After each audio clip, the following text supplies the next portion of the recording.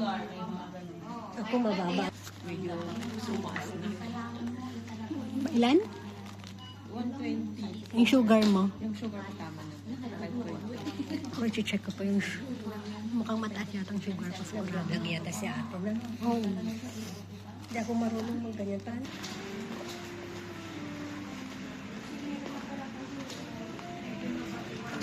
Kata tayo ng CR. Woman's CR.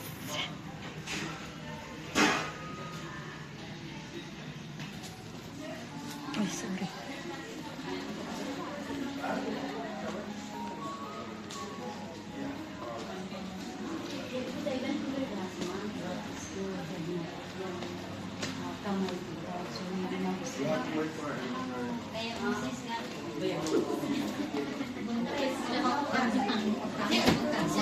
Anong number na?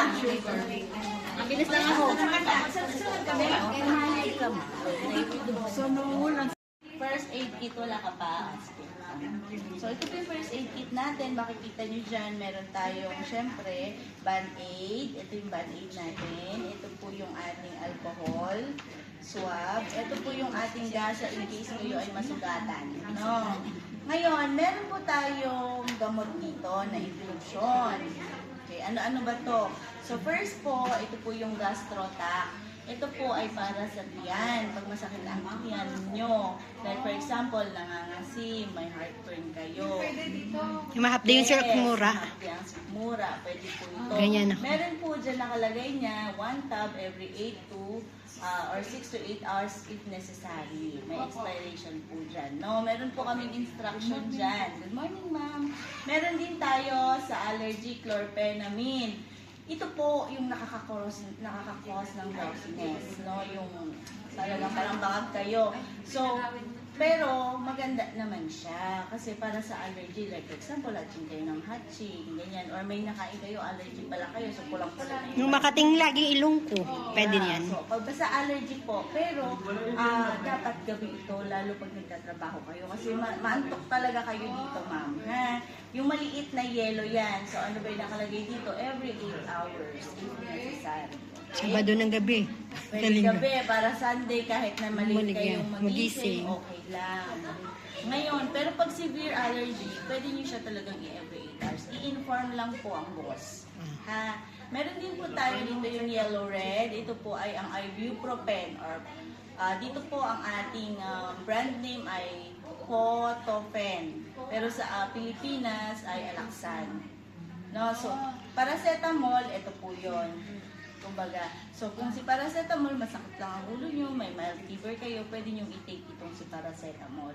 Pero pag yung sa palagay nyo yung flu o yung trangkaso sa Tagalog, pwede nyo pong i-take si ibuprofen. Okay, meron naman pong instruction din dyan every 8 hours or if necessary. So 2027 pang expiration, tapos ang ating paracetamol. Okay, 2028 pang expiration. Okay na? Meron din po tayo dito na pang-allergy cream po siya. Ito po yung Hydroderma natin. Like for example, nangangate, nagkaroon kayo ng rashes dito, pwede niyo po siyang ilagay. Pwede niyo siyang ilagay sa sugat niyo, pwede din niyo siyang ilagay. Meron din tayong panglinis ng sugat. Ito po yung chlorhexidine natin. So, pag tinanggal nyo to, pwede nyo pang ibalik. Okay? Para kung kung dito, Cebu Pacific Airlines. Tapos, pag naibalik nyo siya, kahit na, kasi kung lang to ma'am, mas maganda pa nga po to sa betadine. Hindi po siya masakit, para siyang tubig. Like for example, na aksidente, nahiwa mo yung kamay mo. Kung magatanggalin mo, ikuan mo siya, ihugas mo siya, bago mo siya lagyan ng band-aid. Okay? Or napaso, pwede mo rin siyang ihugas. So, konti lang din naman, konti lang. Patak lang. Ibalik mo siya. Ha? Ito yon. Okay? So, okay na tayo, ma'am. Naintindihan. Klaro, klaro. Okay.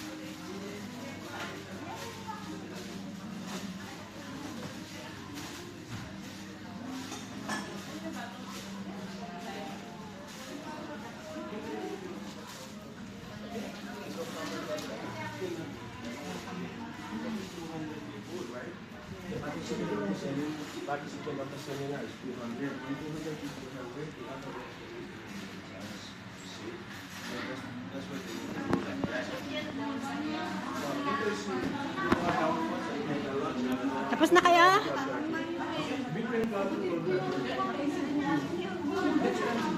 Oo nga. Tapos na.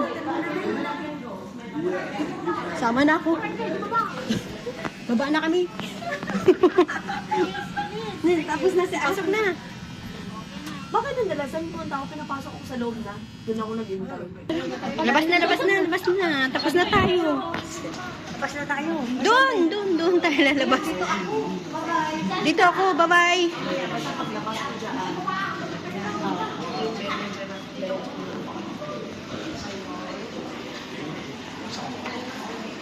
Yan, tapos na kami sa OWA at sa Philippines Consulate. Hindi ko alam. Meron yata. Pero maraming kainan naman dyan ah. Dyan oh. Yung mga Pinoy. Dyan sa gilid. Dyan. May mga kainan dyan oh. Dyan oh, dyan. Saan ba yung lalabas? Dito palabas.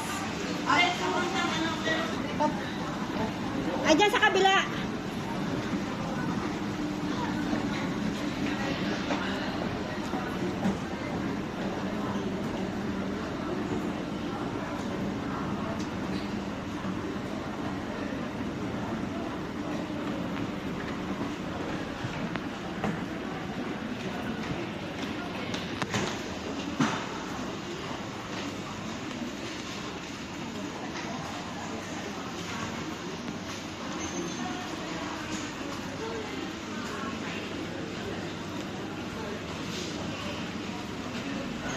Doon yung bridge oh. Dito yung bridge palabas.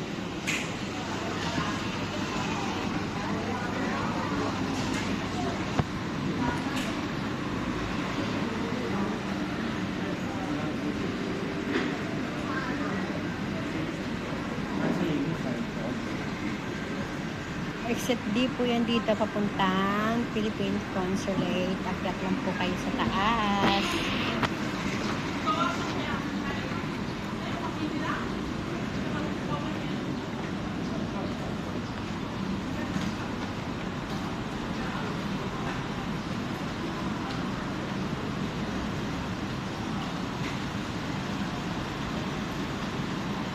Yan, Admiralty Exit D. Exit D po, Exit D.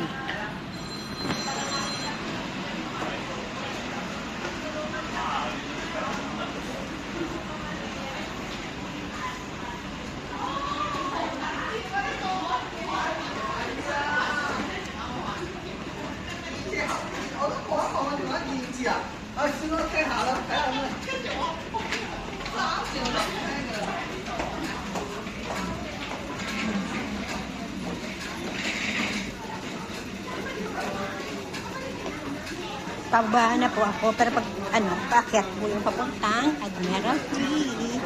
Ay, Admiralty ng Consulate pala, Philippine Consulate. Exit D. Admiralty Exit D. Wala po dito sa MTR.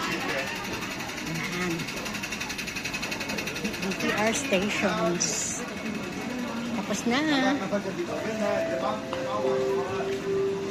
Okay, babalik na kay Alaga. Babalikan ko na si Alaga.